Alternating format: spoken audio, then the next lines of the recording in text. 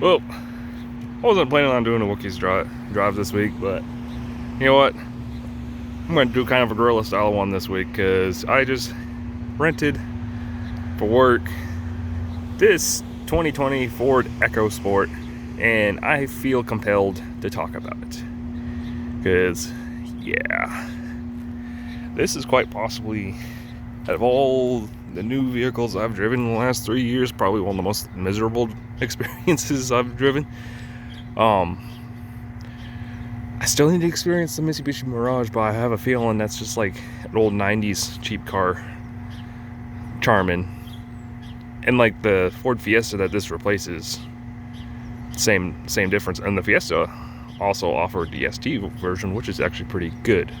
This is a subcompact crossover that comes from the Indian Brazil markets that Ford realized that, oh, we got this in manufacture overseas, we can take this over to America and offer it there to fill a niche to compete against the Buick Encore, Jeep Renegade, Mazda CX-3, I think, which I would argue that all of those, I don't know, I still got experience in Encore, but all the other two I've experienced and are much better vehicles than this. This is a subcompact crossover. It sits below the Escape. This was a Brazilian model that first generation ran from 2003 to 2011 in Brazil, and then this was designed in Brazil, and they started offering it in Europe and being built in India. For the design for this particular model was also designed for the Indian market. Well, long story short, 2018 Ford decided they needed to fill a niche, so this is what we got.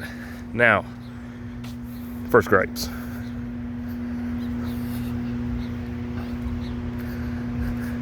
The name.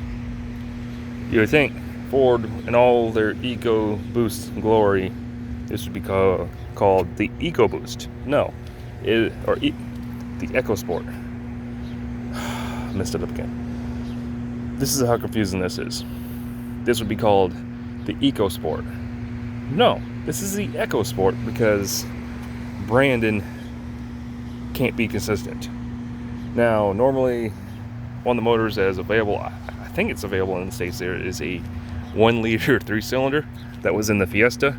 This has the 2 liter Duratec, not even the EcoBoost, the 2 liter EcoBoost. So, driving impressions, I can tell you right now, if you're just at a crawl around the parking lot, I think this is all throttle mapping issues. It's perfectly fine.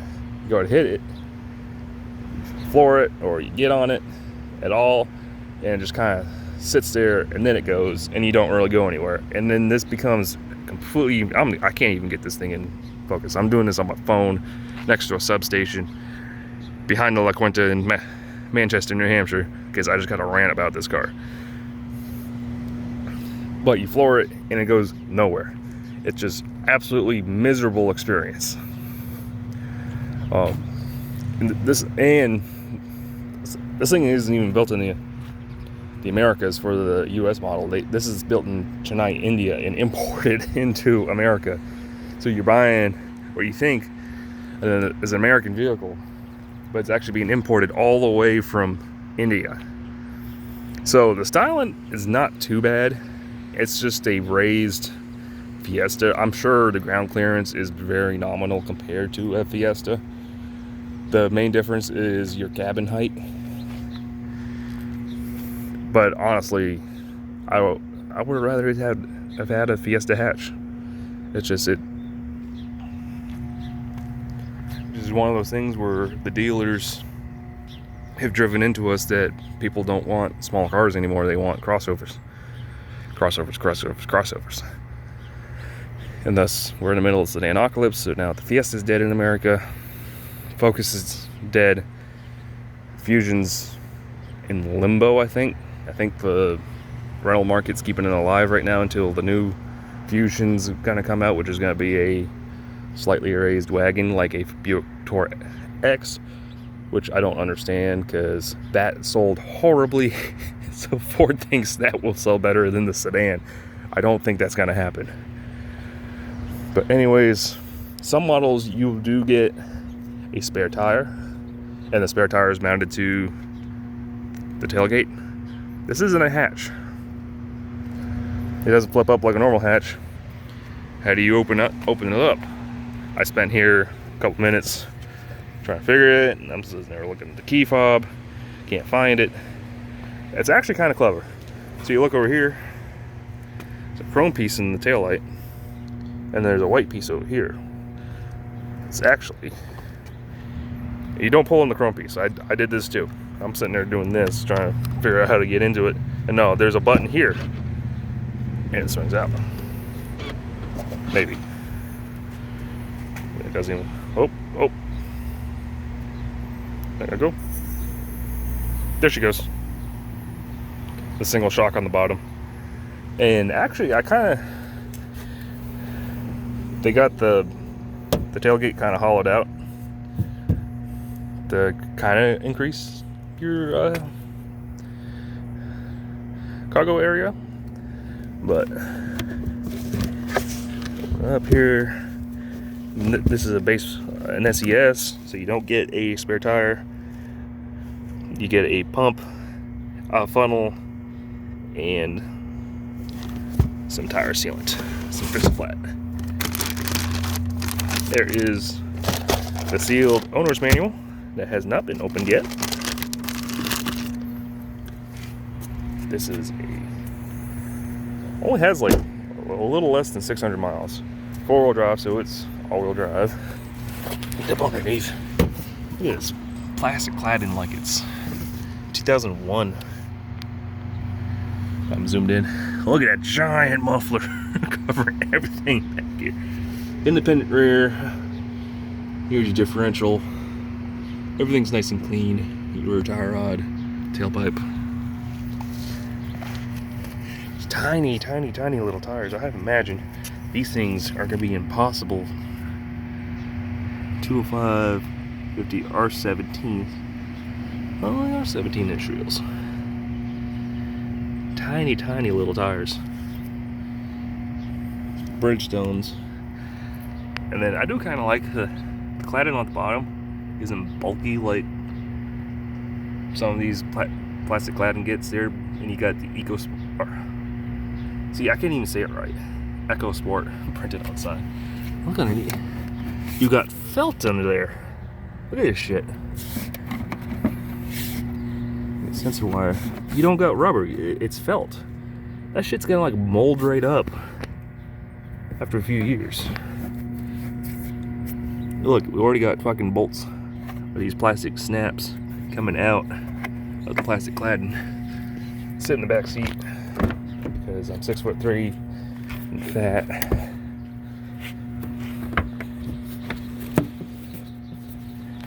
Let's see how well it folds. Doesn't fold flat as a proper shit box, but you got easy buttons. Front seat is in a normal driving position. Only got a pocket on the passenger side because poor headroom. See my hat. I'm kind of crunched.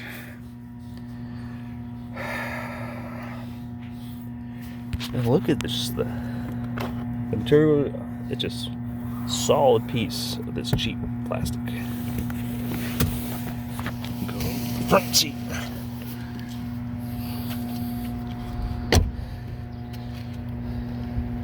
And then the body actually feels kind of pretty solid, other than the hood.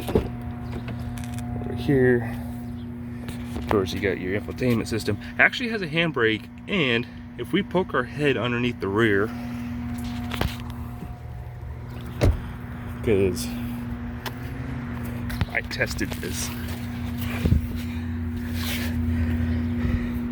I believe there's your little fuel tank.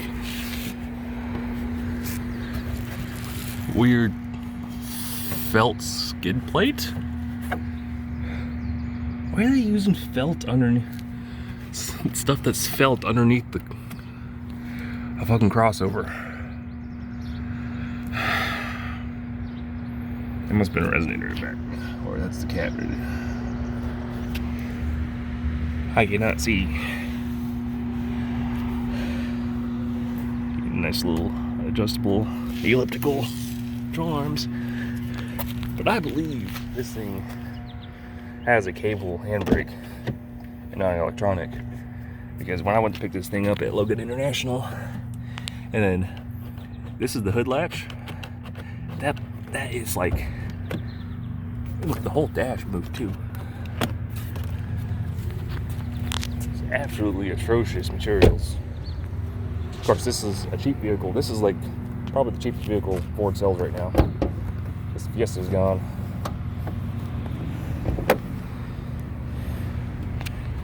Look at the 2-liter Duratec. Because Americans, don't quote me on this because I didn't do any research. I don't think the 1 liter is available in the States. Because 3 cylinders are kind of cool. But a non-turbo 2-liter 4-cylinder, and that just moved. Everything looks clean. Everything looks... But I'll drive a little bit around the parking lot here. This thing's got horrific.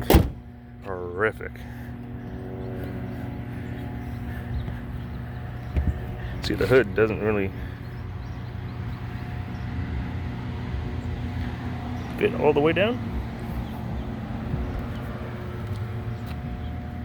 And see, they didn't even clean it that well at the rental place, because it still has, you know, the white mats. You'll see them on the trucks there where they put them over the vehicle to protect the paint, but they didn't even clean the glue off. Looks like what looks like a roof rack, but if you actually look, there's no actual mounting points, so you can't actually use it.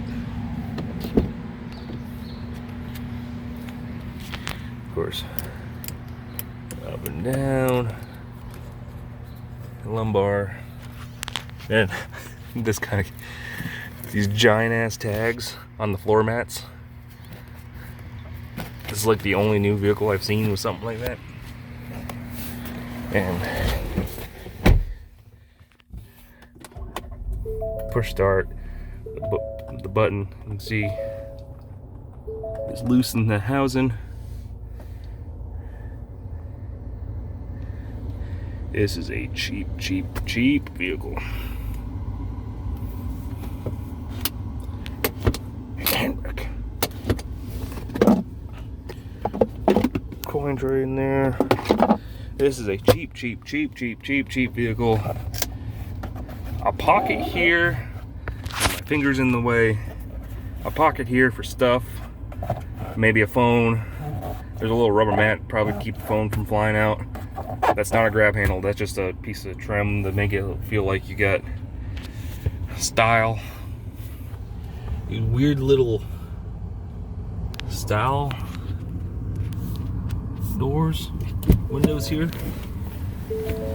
Yeah, so you got unobstructed glass up front for styling, but they do nothing on the inside. Now, this thing does have tech. It's got parking sensors. I'll put it in reverse and see. Backing up. It's freaking out. My Malibu does not have that. Now, another gripe, because I'm looking at it right now. Fuel mileage is absolutely freaking atrocious. Fucking atrocious. That's what I got on the highway on the way here from Boston Logan to Manchester. 24.8 miles per gallon. My Malibu is a large, mid-sized American sedan, and I average on my highway commute to work every morning which is about a 25-mile drive, 35 to 38 miles to gallon. This is one of the main reasons why I think the Fiesta should have stayed in the EcoSport, stayed away, is that this thing is not fuel efficient at all. I'm sure we'll eventually get a hybrid version or whatever, but I don't think so, because this is like Ford's just a cheap vehicle. Throw it out on the market. People will buy it up on extended loans, and We will go through. I'm just gonna go around the parking lot here, but step on it. There is a delay. I'm not gonna get on it too hard. Sport track.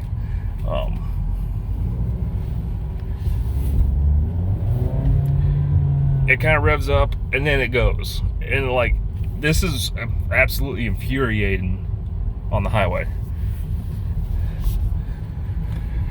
Absolutely infuriating vehicle.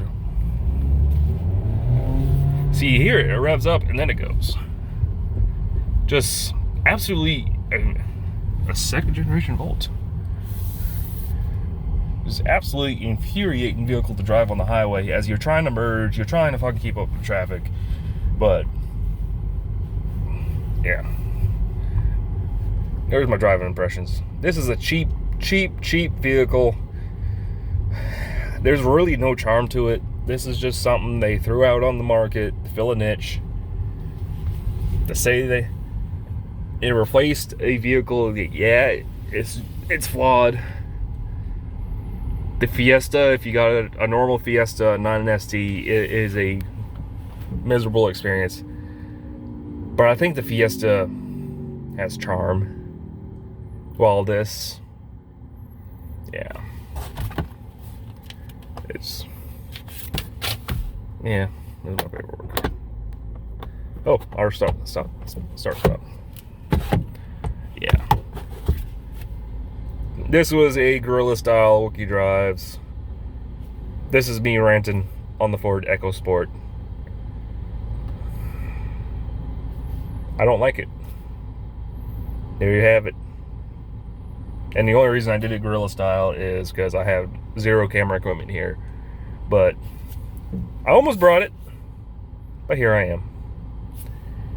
Have a good day, folks.